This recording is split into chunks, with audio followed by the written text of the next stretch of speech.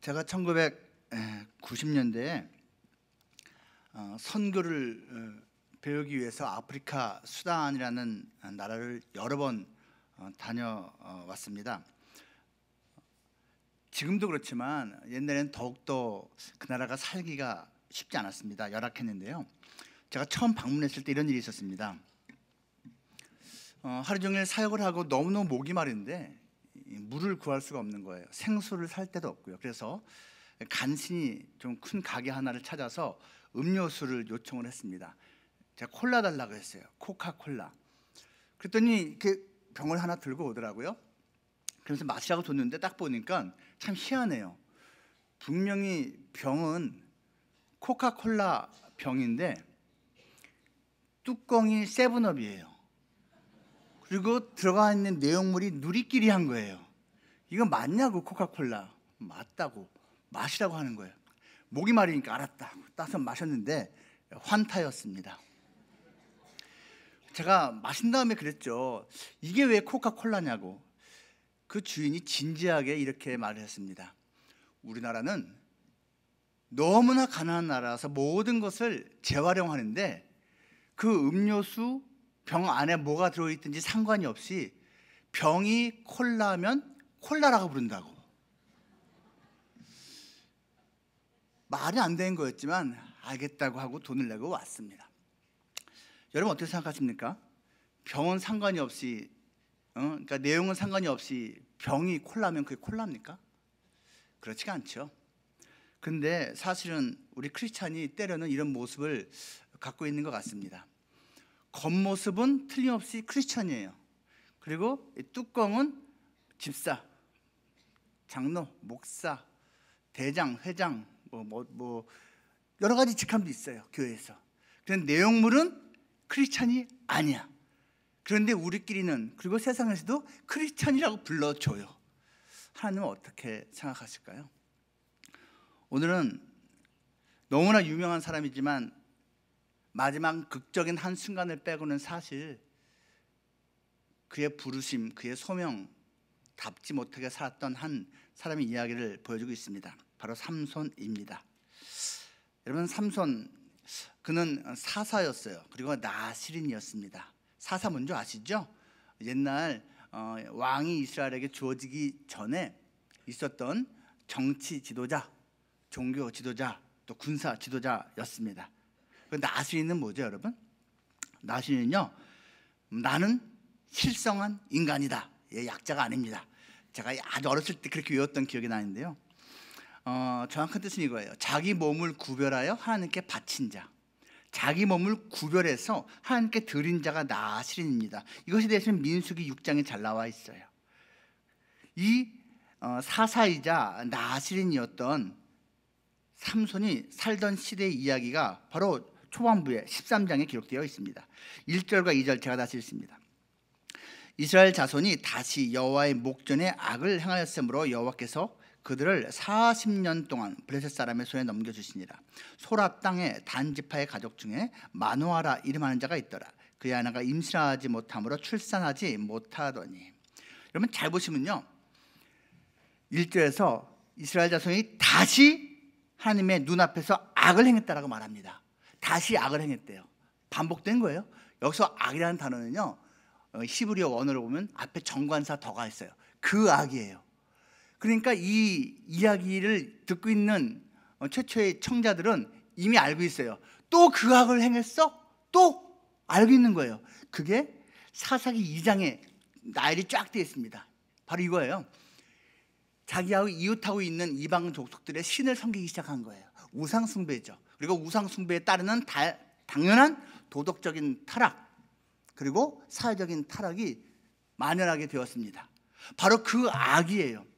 그래서 하나님께서 참다 보다 못해서 재앙을 주셨죠. 사랑하니까. 그래야지 회개하고 돌아오니까.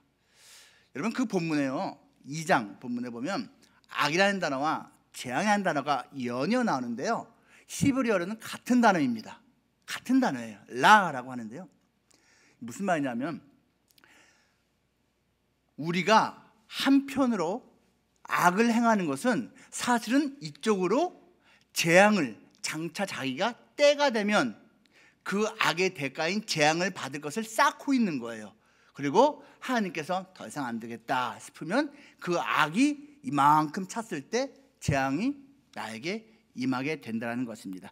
지금 이 이스라엘이 그러한 상황을 당한 거예요. 그것을 영적으로 보여주고 있는 것이 뭐냐 하면 임신하지 못했고 출산하지 못했다라는 표현입니다.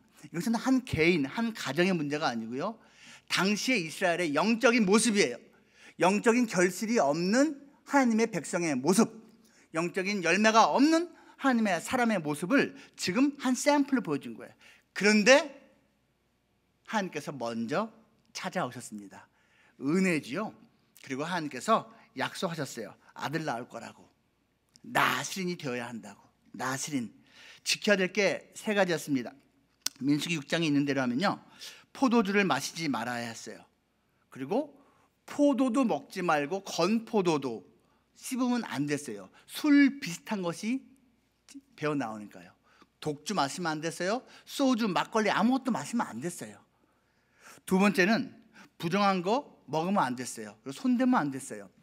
심지어 이 나신에 속한 사람은요, 자기 부모님이 돌아가셔도 그 시신에 손을 댈 수가 없었습니다. 그리고 나신은 세 번째로 머리카락 자르면 안 됐습니다.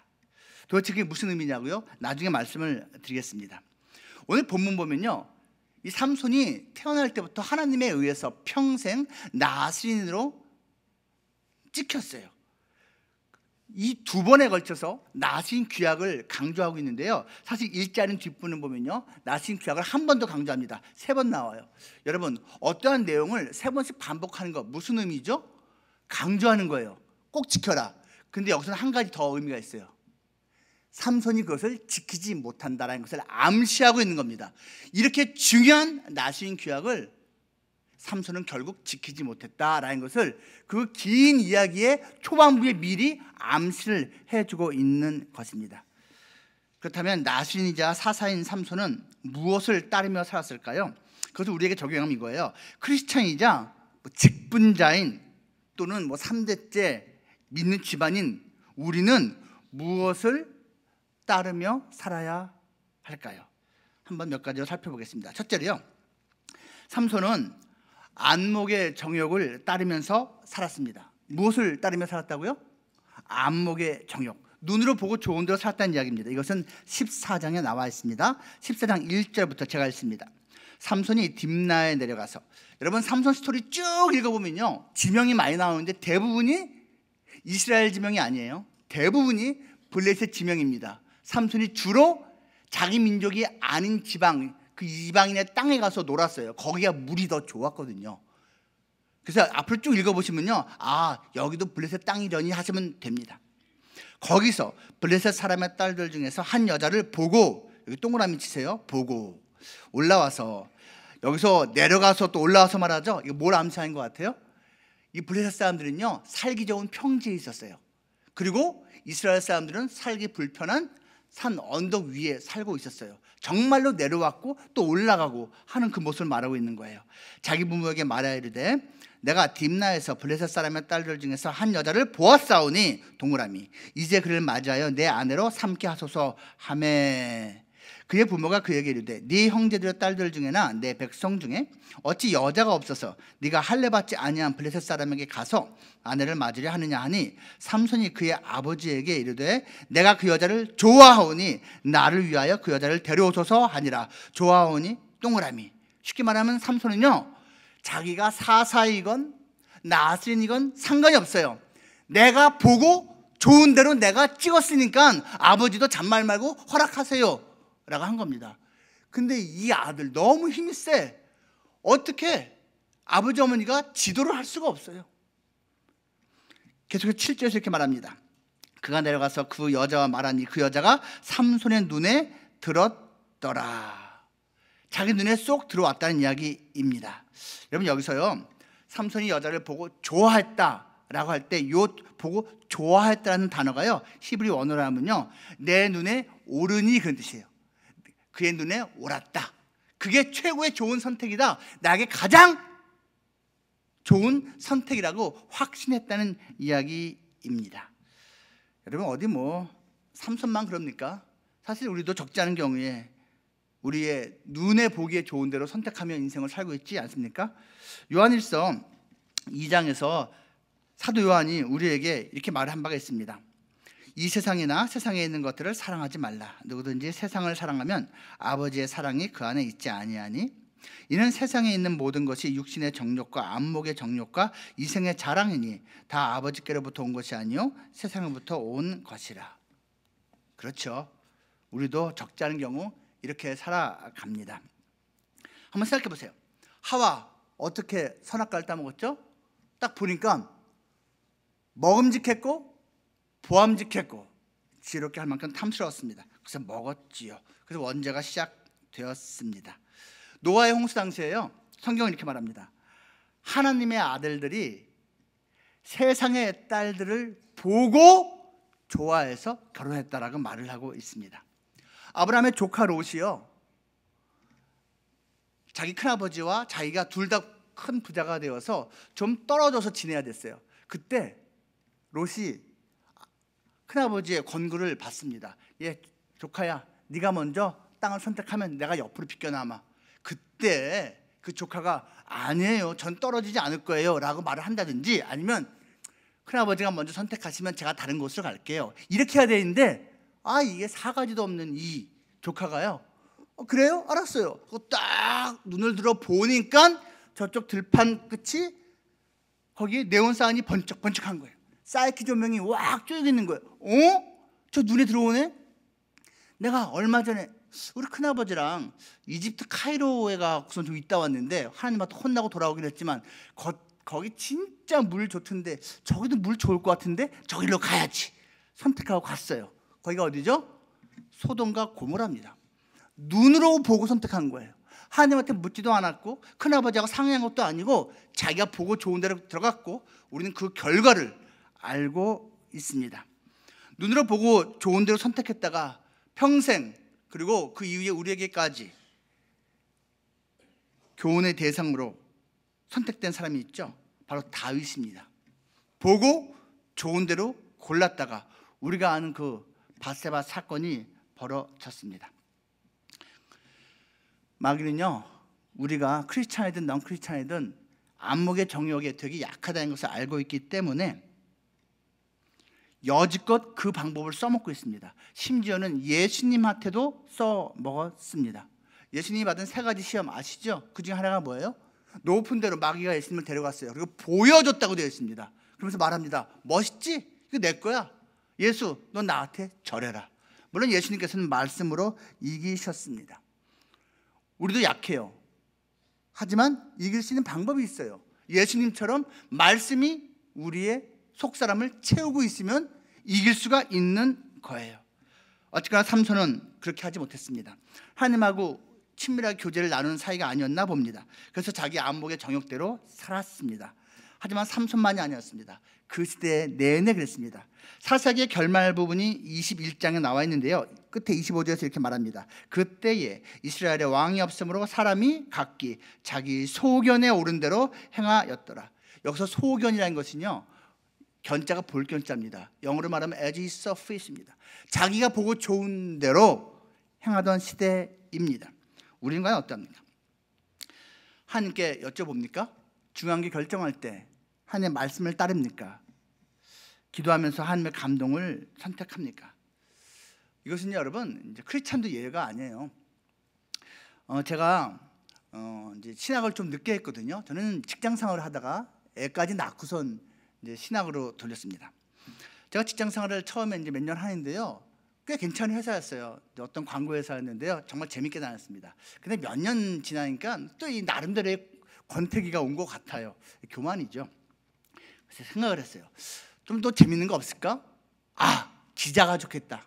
제가요 몇 개월 준비한 다음에 모 일간신문사 기자 시험을 준비해서 봤는데 덜컥 최종 합격을 했어요. 마지막 면접까지 합격을 했습니다. 그래서 제가 국제부에 들어가게 됐어요. 드디어 이제 입사 날짜가 결정됐습니다. 저는 여기서 이미 광고회사에서 몇 년 다니고 있었는데 신났습니다. 그래서 우리 이사님하고 팀장, 부장님한테 말씀을 드렸어요. 저 3주 후에 퇴사합니다. 그랬더니 이분들이 아유 왜 그러냐고, 뭐 불만 있냐고. 아닙니다. 어디 가는데, 말 못합니다. 근데 좋은 데 갑니다 하고서 막 자랑을 했어요.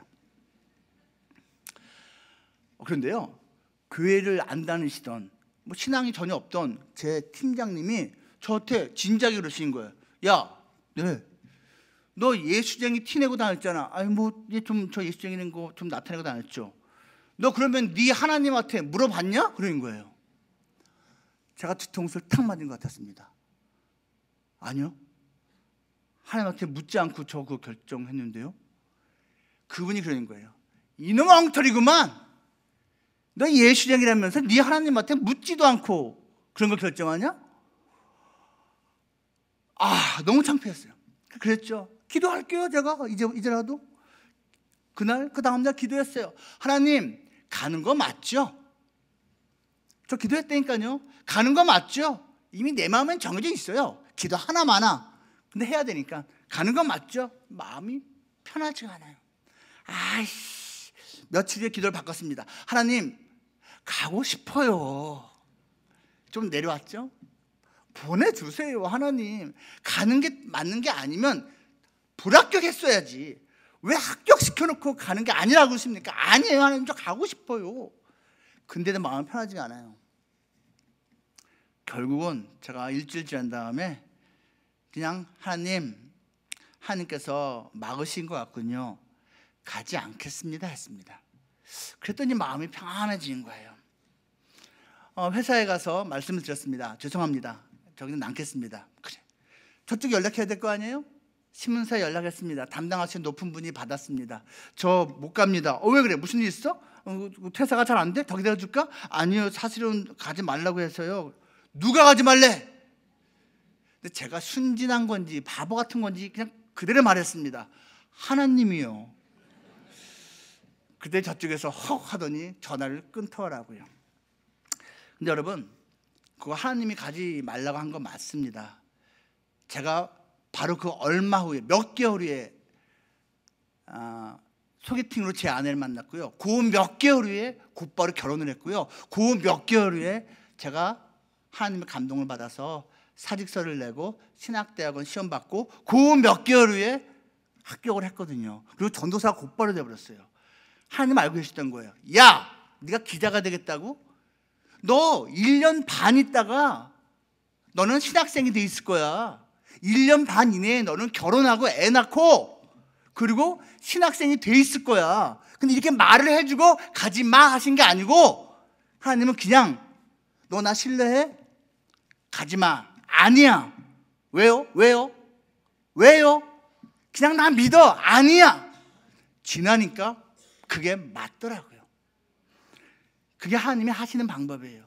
하나님 우리를 이해시키려고 하는 것이 첫 번째가 아니고 우리에게 나를 신뢰해라 라고 말씀하시고 가르치신 것이 첫 번째예요. 나중에 믿고 나면 이해하게 되지요. 안타깝게도 삼손은요, 하나님께 묻고 하나님의 마음으로 결정하는 인생이 아니라 자기의 눈을 믿는 인생이었습니다. 둘째로 삼손은 또 무엇을 따르며 살았을까요?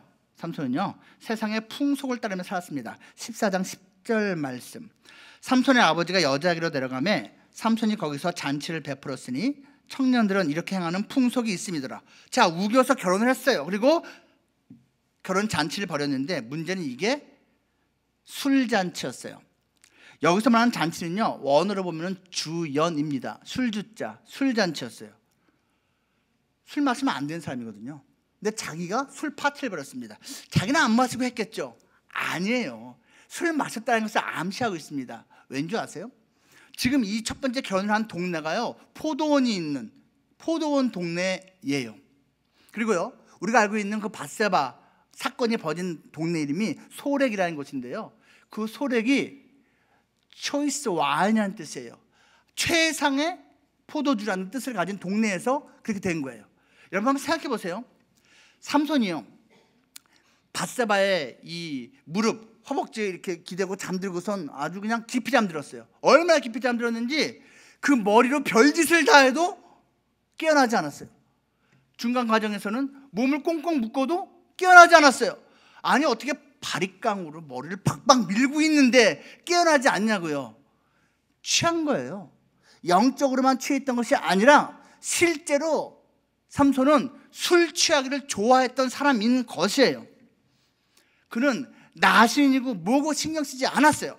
세상 풍속이 의례 술 취하는 문화니까, 특히 결혼할 때는 더더욱 내가 주인공이니까 이게 뭐가 어때 했던 것입니다. 로마서 12장 1절과 2절에서 사도 바울이 이렇게 말합니다. 그러므로 형제들아, 내가 하나님의 모든 자비하심으로 너희를 권하노니 너희 몸을 하나님이 기뻐하시는 거룩한 산 제물로 드리라. 이는 너희가 드릴 영적 예배니라. 이거를 바로 나실인이라고 합니다. 너희 몸을 하나님이 기뻐하시는 거룩한 살아있는 제물로 드리라. 이게 나실인이에요. 2절, 너희는 이 세대를 본받지 말고 오직 마음을 새롭게 함으로 변화를 받아 하나님의 선하시고 기뻐하시고 온전하신 뜻이 무엇인지 분별하도록 하라. 2절 앞부분을요, NIV 영어 성경이 이렇게 말합니다. Do not conform any longer to the pattern of this world, but be transformed by the renewing of your mind. 너희는 이 세상의 of this world, 패턴을, 유형을, 틀을 따라가지 마라. Do not conform, 폼을 따라가지 마라 to the pattern of this world, but 대신 be transformed, 폼을 트랜스 당해라. 너의 세상적으로 젖어있는 그 몸을, 삶을 트랜스, 변화 받아라. by the renewing of your mind, 마음을 새롭게 함으로. 삼손은요, 세상의 틀을 그대로 따라갔습니다. 세상의 유형을 그대로 따라갔다고요. 우리는 과연 어떠합니까? 우리나라의 문화 중에 안 좋은 것이 특히 있는데 바로 거짓말 문화입니다. 거짓말을 하지 않으면 손해를 본다는 생각이 우리 크리스찬들 가운데도 있습니다. 이것은 뭐 사실 목사들도 예외가 아닙니다. 제가요, 부끄럽지만 이런 적이 있어요. 제가 뒤늦게 신대원을 갔잖아요. 신학대원 갔는데 정말 신나게 했어요. 너무 재밌더라고요. 1학년, 2학년 지나고 마지막 3학년이 이제 되는 찰나였습니다. 마지막 2학년 2학기 때 어떤 과목을 듣는데 시험을 보지 않고 한 학기 동안 레포트를 써서 제출을 하면은 그거로 점수를 주겠대요. 한 조를 묶어줬습니다. 근데 한 조 중에 마지막 막내 전도사님이 그런 거예요. 형님들, 이거 걱정하지 마세요. 내가 이거 학부 때 했던 과목하고 비슷한데 내가 조금만 조정하면은 그 했던 거 그대로 레포트 내면은 될 것 같아요. 그러는 거예요. 뭔 말이야? 이거 우리를 위해서 하는 건데 무슨 당신이 대신해서 하겠다고 해? 말도 안 되는 소리 하지 마! 라고 했어야 되는데 그렇게 하지 않고 같이 있던 우리가 할렐루야, 이거 날로 먹었구나, 날로 더욱 귀하다, 날로 먹은 거구나, 신난다. 그리고 한 학기 다 지나갔어요. 마지막 마치 내가 한 것이냐 우리 둘러서 갖고서는요 사인해갖고 제출했는데 점수 잘 나왔어요. 완전 범죄? 아니요, 하나님이 알고 계시죠. 그 다음부터 제가 사역을 이미 하고 있었는데요, 설교가 안 되는 거예요. 주일에 와갖고선 하나님, 예수님 얘기를 딱 하면은 누군가 옆에서 그래요. 놀고 있네, 너나 잘해라. 한 주, 두 주 지나니까 도저히 안 돼. 너무 괴로워서 또 기도를 했죠. 하나님, 잘못했습니다. 정말 잘못했어요. 회개합니다. 다시는 그렇게 거짓말하지 않겠습니다. 근데 마음이 평안하지 않은 거예요. 회개 기도했는데 마음이 평안하지 않아요. 왜 그럴까요? 하나님이 저한테 이렇게 말씀하시는 것 같았어요. 너 진짜 회개하면 교수님한테 자수해라. 너 그렇게 했다고. 하나님, 잘못했다니까요. 다시는 안 한다니까요. 절대로 안 해요. 정말 안 해요. 어떻게 그걸 합니까? 자수해라. 네가 정말 잘못했다는 것을 알면 회개하고 자수해라. 하나님, 제가 자수하면요 공범들이 같이 욕먹어요. 저 그런 짓 할 수 없어요. 한 달까지 버텼는데 너무 힘들더라고요. 결국은 항복했습니다. 항복. 알았습니다. 제가 찾아갈 용기는 없고 편지를 쓰겠습니다. 편지 썼어요. 교수님, 저 무슨 과목 몇 학번 누군데 제가 이런 짓을 했습니다. 잘못했습니다. 그 점수를 F학점으로 바꿔주십시오. 딱 썼어요. 그리고선 우편함에 넣었어요. 근데 사람이 얼마나 간사한 줄 아십니까? 제가 그걸 넣으면서도 그랬어요. 속으로 배달되지 않으면 좋겠다. 솔직히 제 생각이었어요. 근데 아마 배달될 거고 교수님이 받으면 감동 먹어서 그냥 그 점수 놔두면 좋겠다. 저 솔직히 그 생각했어요. 신학기가 되어서 딱 갔습니다. F학점으로 바뀌어 있었습니다. 근데 여러분 그거 아세요? 너무 자유로워진 거예요. 저 다시 들었어요. 지금은 안 그런데요. 옛날에는요 2학년까지 경기도 이제 용인 양지에 있는 캠퍼스를 다니고 3학년 과정은 서울 사당동에 다닌 거였거든요. 저는 그것 때문에요 사당동 캠퍼스에 있다가 그 한 과목 때문에 일주일에 한 번씩 경기도 그 양지까지 가야만 했습니다. 정직의 대가 불편함, 하지만 영혼의 자유로움. 이건 경험한 사람만이 알아요. 정직하면 불편해요. 근데 자유로워요. 그리고 하나님하고 가까워집니다. 삼손은 세상의 풍속을 따랐고 나시로서 마시지 말아야 했던 술을 마시면서 그 틀을 깼습니다. 우리는 어떠합니까? 마지막 셋째로요, 나시인이자 사사인 삼손은 또 무엇을 따르며 살았을까요? 삼손은요 순간의 이익을 따르며 살았습니다. 14장 8절과 9절 보시기 바랍니다. 얼마 후에 삼손이 그 여자를 맞이하려고 다시 가다가 돌이켜 그 사자의 죽음을 시체를 본즉 또 보았어요. 동그라미에요. 사자의 몸에 벌떼와 꿀이 있는지라. 손으로 그 꿀을 떠서 걸어가며 먹고 그의 부모에게 이르러 그들에게 그것을 들여서 먹게 하였으나 그 꿀을 사자의 몸에서 떠왔다고는 알리지 아니하였더라. 이거예요. 사자를 죽였어요.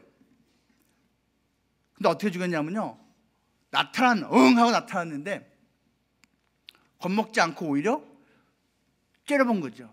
그 사자가 오히려 겁먹고 도망갔어요. 도망간 사자를 잡아서 어떻게 죽였는지 죽였어요. 그래서 시간이 좀 지난 다음에 가보니까 그 몸에 벌과 꿀이 있는 거예요. 이거 뭐야? 신난다. 떠서 먹었어요. 여러분 그거 먹으면 안 됐습니다. 왜 그렇죠?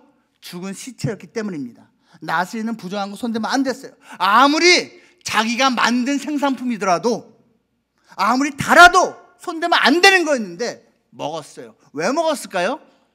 보는 사람이 없었어요. 여기서 돌이켜라는 단어는요 영어로 표현하면 이거예요. off the road입니다.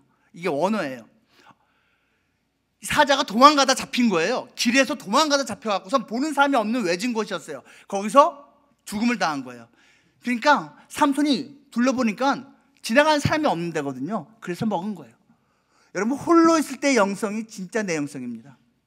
남들 앞에서의, 마이크 앞에서의 내 영성이 아니고 홀로 있을 때의 영성이 진짜 내 영성이에요. 삼손이 바로 그것을 증명하고 있습니다. 왜 엄마 아빠한테 그 꿀을 주면서 말을 안 했죠? 어디서 났는지 자기도 알고 있어요. 먹으면 안 된다는 것을. 그래서 말을 하지 않은 겁니다. 그뿐이 아니에요.